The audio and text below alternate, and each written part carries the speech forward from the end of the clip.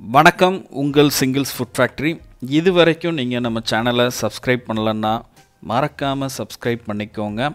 கூடவே பெல் ஐக்கானையும் கிளிக் பண்ணிக்கோங்க. மதுரையில் நம்ம உங்கள் மீனவன் கடையில் வந்து மீன் வாங்கிட்டு இருக்காங்க. சமைச்சு எப்படின்னு சொல்லுவாங்க. எல்லாரும் மறக்காம சிங்கிள் ஃபுட் ஃபேக்டரி அந்த சேனலை சப்ஸ்கிரைப் பண்ணிருங்க. வணக்கம் நண்பர்களே, இந்த வீடியோவில் வெள்ளை வாவல் மீன் எப்படி ஃப்ரை பண்ண போகிறோங்கிறத தான் பார்க்க போகிறோம். வாங்க வீடியோக்குள்ளே போகலாம். உங்கள் மீனவன் கடையில் வாங்கின வெள்ளை வாவல் மீனை வந்து சூப்பராகவே க்ளீன் பண்ணி கொடுத்தாங்க. நான் கேட்ட மாதிரியே ஒரு முழு மீனை அப்படியே லைன் மட்டும் போட்டு கொடுத்தாங்க.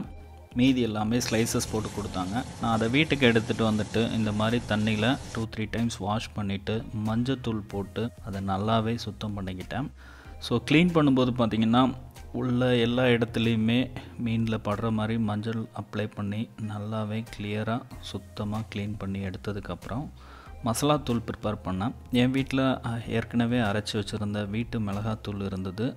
அது கூட தேவையான அளவு காரத்துக்கு நான் வந்து வத்தத்தூள் ஆட் பண்ணிக்கிட்டேன். அதுக்கப்புறம் கொஞ்சமாக தனியா பவுடர், அதுக்கப்புறம் ஒரு முழு லெமனை வந்து புழிஞ்சு விட்டு சுத்தமாக அதோட சாறு எடுத்துக்கிட்டேன். அதுக்கப்புறம் அதில் தேவையான அளவு கொஞ்சமாக தேங்காய் எண்ணெய் சேர்த்துக்கிட்டேன். இதை சேர்த்து நல்லா மிக்ஸ் பண்ணிக்கிட்டதுக்கப்புறமா சால்ட்டும் ஆட் பண்ணிவிட்டு தேவையான அளவு தண்ணி சேர்த்துக்கிட்டேன். ஸோ இந்த கன்சிஸ்டன்சியில் நான் மசாலாத்தூள் நல்லாவே மிக்ஸ் பண்ணி வச்சுட்டு 2 ஸ்பூன் இஞ்சி பூண்டு பேஸ்ட்டையும் ஆட் பண்ணதுக்கப்புறமா அந்த முழு வெள்ளை வாவல் மீனில் இந்த மசாலாவை நல்லா அப்ளை பண்ணி வச்சுட்டு ஒரு 1/2 hour அப்படியே ஊற வச்சுட்டேன். அப்போ தான் இந்த வாவல் மீனில் வந்து அந்த மசாலா ஃபுல்லாகவே இறங்கும்.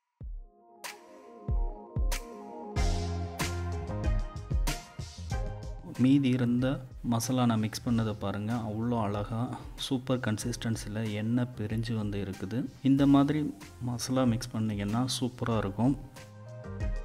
நான் ஊற வச்ச மீன் எப்படி இருக்குன்னு பாருங்கள்.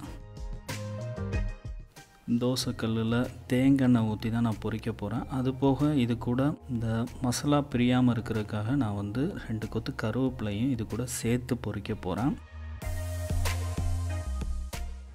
கல் நல்லா சூடாயிருச்சு. ஊற வச்ச வாவல் மீனை வந்து அப்படியே முழு மீனாக எடுத்து கல்லில் போட்டுட்டேன். நீங்கள் இதில் பாருங்கள், கொஞ்சம் கூட மசாலாத்தூள் இதிலிருந்து பிரியவே செய்யாது. ஏன்னா நான் 1/2 hour ஊற வச்சுட்டேன். மசாலா நல்ல டைட் கன்சிஸ்டன்சியில் தான் மிக்ஸ் பண்ணியிருந்தேன்.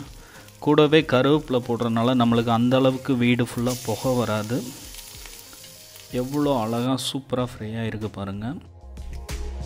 இந்த மெத்தட் எனக்கு வந்து சூப்பராக ஒர்க் அவுட் ஆச்சு.